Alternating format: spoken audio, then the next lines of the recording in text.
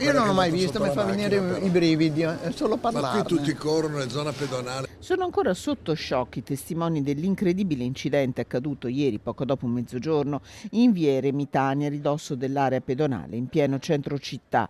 Erano le 12:30 quando una Fiat 500 condotta da una 57enne di Ponte San Nicolò perso il controllo del mezzo mentre faceva manovra per entrare nel garage adiacente al conservatorio Pollini.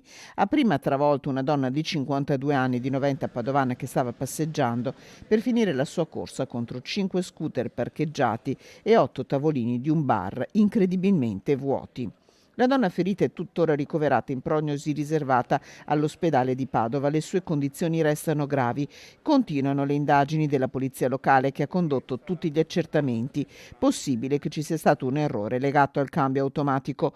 Una relazione su quanto accaduto è stata inviata all'autorità giudiziaria.